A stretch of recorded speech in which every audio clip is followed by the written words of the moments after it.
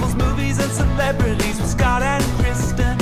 Swish Edition, it's where we all go for pop culture silliness from coast to coast. It's where we belong. SwishEdition.com. SwishEdition.com. Kristin, I'm very excited about today's show, especially as we're recording it, because I happen to be wearing my absolute favorite pair of underwear today. So, that makes for a good Monday. Yeah, and I think that what that does is it brings me a lot of luck. So I think as soon as we're done taping the show, I should get my ass to the casino. It's probably not a bad idea. Do you like that idea? Yeah. Do it. Kristin, New York City. They come up in the news every now and then. They're having a subway surfing problem. Have you heard about this? So crazy. It's so insane. Early Saturday morning, this past Saturday, 2 girls were found dead by New York City police. This year, a dozen New Yorkers, many of them young boys, have been killed or badly injured after falling off the top of speeding subway trains. Why are they up there? Can't imagine. Why are they up there? It's this viral thing, Kristin. It's called subway surfing, and kids are learning about it on where else? Social media. Why are kids so... I just don't... I can't imagine... These are otherwise intelligent kids. Watching a video of someone doing this would make you lose all of your common sense and try to climb up on top of a speeding subway train. Not only are they falling off, other risks include being crushed between the train and the tunnel walls or being electrocuted by the high voltage subway tracks. I mean, come on. Terrible. Transit authorities in New York are looking for ways to keep kids off the top of subway cars. Well, of course, right? But they're also asking social media companies to take down these damn viral videos that seem to be encouraging these kids to do it. So far, 1,800 videos have been scrubbed, but they keep popping up. Subway surfing's not new. It's been around since the beginning of subways, 100 years ago. But this is the first time I'm hearing about it. Yeah, me too. Other deterrents are being considered by the MTA in New York. About one of them is locking the doors between subways. Now, here's something. Doesn't seem like a good idea. It doesn't seem like a good idea. If there's a dangerous situation, you need to get out of that car and move to another car. I would think that's why they leave them unlocked. Yeah, now, like in the movies, when you're being chased by a bad guy, you need to be able to move from one car to the next to get away from the bad guy. Every single movie, every single TV show we've ever seen, the characters do that. Now, you can't do that in DC. You can't go between cars in DC. You're stuck in whatever car you end up in. Correct. Anyway, you know how I feel about this. If I was a parent today in 2025, I would ban my kids from social media until they turn 18. It's easy to say that, Scott. I understand and I'm with you, but it's not as easily said. It's more easily said than done, let us just say. I just don't get why. I don't know. Were kids when we were young back in the Stone Age? Do you think kids were as impressionable back then? Like, I don't think if my friends were eating Tide Pods that I would do it too. I really don't. No. I mean, what did our moms used to say? If everybody else was jumping off a bridge, would you do it too? Yeah, of course not. We did a lot of stupid stuff, but what are you going to do? But jumping off of or climbing on top of speeding subway train cars was not among them. Speaking of silly things, were we speaking of silly things? I don't know. There's a family in Virginia. This reminiscent of, like, file this under the George Foreman files, right? A Virginia family has named all 6 of their children the exact same name. Well, not exactly the same name, but variations of it. Yeah. So, Carolyn Cousin and Cameron Butts have chosen to name all of their children variations of the name Cameron, which is the dad's name. So, Cameron with a Y is 9 years old. Cameron, spelled the traditional way, Jr. is 8. Then there's Camrion, who's 6, Carmen with a Y, who's 4, Cam apostrophe Ron, who's 2, and Camarion, who's 7 months old. So in a TikTok video, the mom tried to clear up whatever confusion there was around the names. And she explained that their first child, a girl, was supposed to be their only child initially. And so they named her Cameron with a Y, like after her dad. Her dad's Cameron, she's Cameron. And then a little boy came along that apparently they weren't expecting, and they decided to name him Cameron Jr. And then from there, they felt like they just had to keep going with the variations. Let's keep going. This is giving me George Foreman vibes. That's what I said. That's exactly what I said. Except George Foreman named them all George Foreman. There were no variations in spelling. Right. They were just George Foreman 1 through 15 Poor or kids. whatever. Yeah. Kristin, Yes. drugs Silly. are bad. Drugs are bad. I can only imagine. People, and I've said this since the beginning of time too, I think parents should have a license to have a child. I mean, look at all the things that you have to be licensed for in America. In many jurisdictions, you have to have a license to shampoo people's hair at a salon, but you don't need one to procreate. I mean, come on. We've got so many stupid people having stupid babies. You should at least have a GDE. Stupid people having stupid babies. It's true. And what about the thing I always say too? Two ugly people should not be allowed. They shouldn't be allowed to introduce more ugliness into the world, right? I'm always happy ridiculous. I'm always happy when two ugly people find love and get married, but oh my God, you're the worst. Stop talking. Speaking of ugly, we got to talk about this. Speaking of the worst. It happened on Friday after we had already put our Friday episode to bed, but Sean Diddy Combs was finally sentenced on Friday, and it took, Kristin, all day. It took hours and hours and hours. I do not know. Everyone and their mother came out to talk. Sean Diddy Combs was in the, crying the whole day. He looks awful, by the way. I don't think he's had his hair dyed in the last year, so he looks very old and white. Not white, white hair. He hasn't turned white. He didn't turn white in prison. The judge sentenced Sean Combs to 50 months in prison with 5 years supervised release after that. He's also going to pay $500,000 fine, which I'm sure is not a problem for him. And they went for the maximum allowed under the law. Now, they also gave him credit for the 12 months he's already been in prison. So he'll do a little bit more than 3 additional years.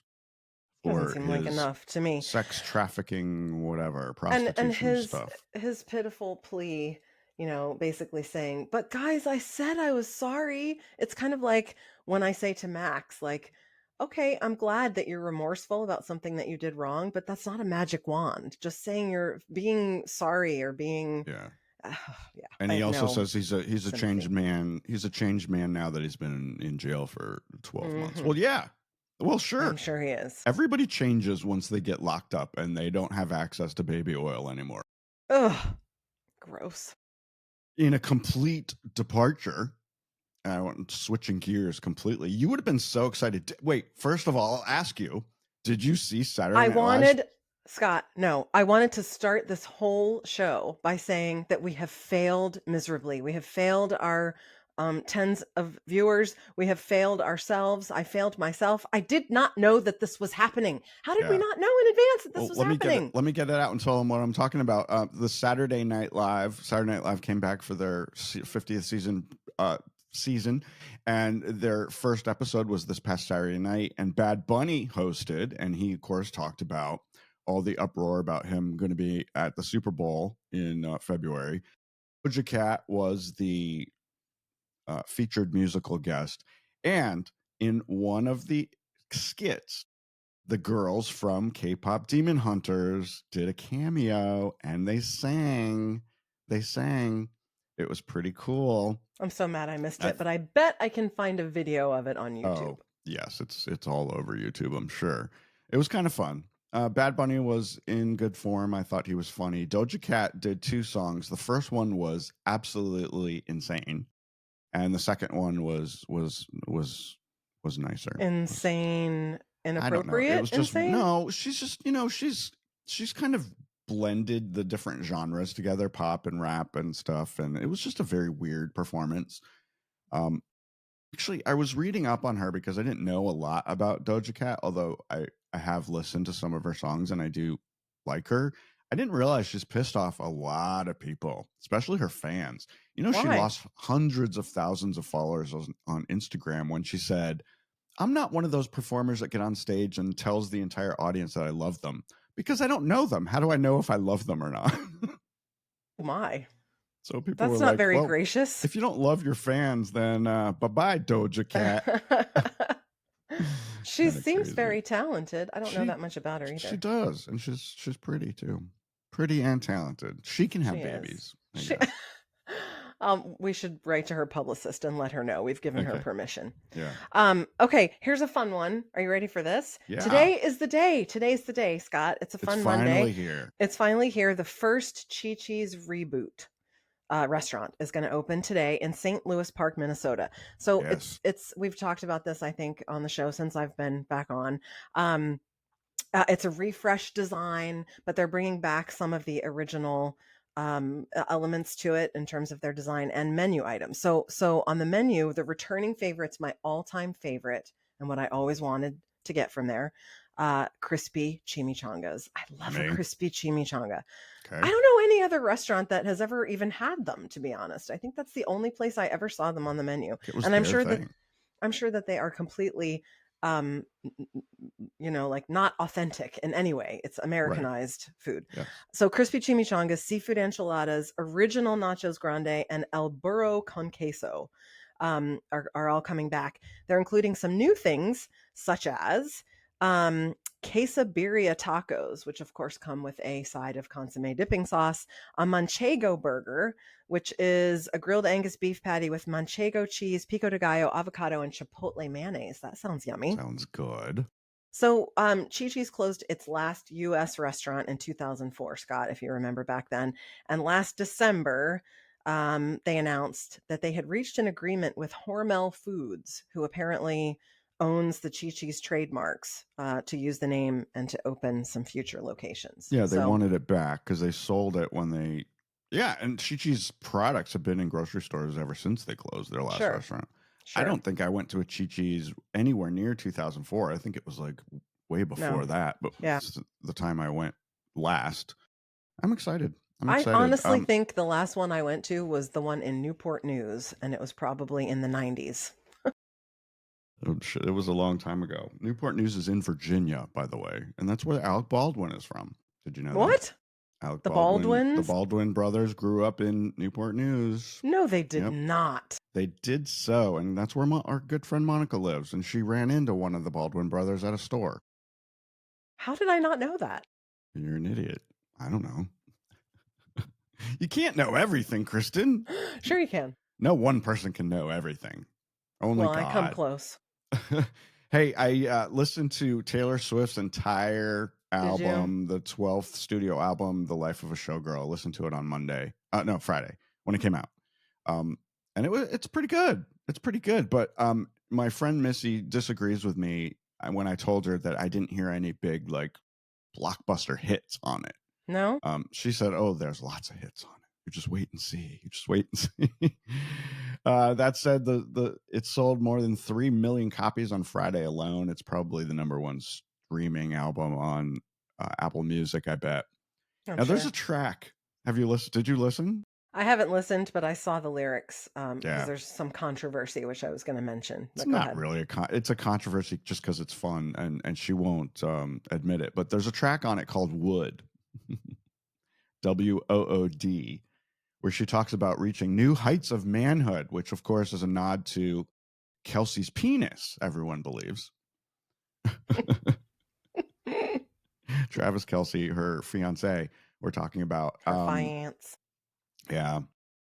They it was, I fucked up this whole segment. I fucked it up because I skipped. You did. I skipped around. Let's try it again. I'm not going to edit that out because it's funny.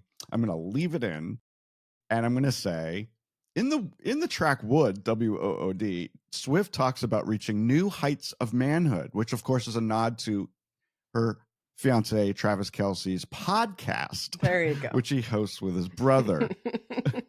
But what the song's really about is Travis's penis. Allegedly, yes. Yeah. It basically, in the lyrics, she said, it opened my eyes, redwood tree, it ain't hard to see. His love was the key that night that opened my thighs. So the controversy... Like her thighs were never opened before by a penis. Okay. The controversy that I have heard is a bunch of parents, mothers of preteen girls complaining about the suggestive nature of the lyrics of all of this in this album. And it's like, oh, yes, that's true. But Taylor's not writing songs for people of that age group. She was when she was in that age group. Right. And so She's that was great. Now. But now she's in her 30s. And so that's not necessarily her target audience anymore, even though it is her target, right? Like, that's not her fault. And she's evolved, and she's allowed to do what she wants to do. It's the age-old thing of your job as a parent is to try as best you can to protect your children, and it's not easy. I mean, I was thinking that I remember I was 13 when Like a Virgin came out, when Madonna's second album, Like a Virgin, came out. And my mother tried to ban me from listening to it when I was 13. Right. And it was like, what a futile effort that was. And it was a record. It was a long playing record at that time. And, you know, she was wildly unsuccessful. So you just gotta, I don't know, have a conversation with them about the lyrics if you think they're suggestive. And it's not going to kill them. Yeah. It's not going to kill them. Look at all the songs we listen to. Relax. Don't do it when you want to go through. Yeah, but I didn't know what that meant. I didn't know what that meant when I was that age. Coming and sucking dick and stuff. I mean, it was gross. In part, we talked about this last week. In partnership with AMC Theaters, Taylor Swift brought a 90-minute movie to cinemas for one weekend only, this past weekend, to celebrate the release of the album, where she talks through every single album. And it made $33 million at the cinemas this weekend, which is pretty decent, I guess, for a 3-day thing. Yeah, I would say so. My friend Missy and Jeremy, they went. I asked her, I said, did she talk about the song Wood? And did she confirm that it was about Travis's penis? And she said no. She kind of danced around that. She said because it was a PG movie, they even bleeped out the word bitch. So it wasn't. Wow. It was, I guess the movie was tailored towards the younger crowd. Also, I didn't know about this, but on Saturday, Taylor Swift announced that she has re-recorded 8 tracks off the new album in acoustic versions. And of course, they'll be available as limited edition CDs, which she's selling on her website. So you know she's going to make a bundle of cash off of that. Sure. Yeah. All right. That's our Monday, Kristin. How about that? All right, then. Yeah? You like it? Love it. Happy Monday. Would you like to just go ahead and record Tuesday's show in these same outfits? Yeah, let's do it. Okay, we'll do it. We'll do it after this. The Swish Edition is a production of Bethwick Media, LLC. Learn more about the show at swishedition.com. And don't forget to subscribe and leave a review on your favorite podcast app or site. But only if you like us.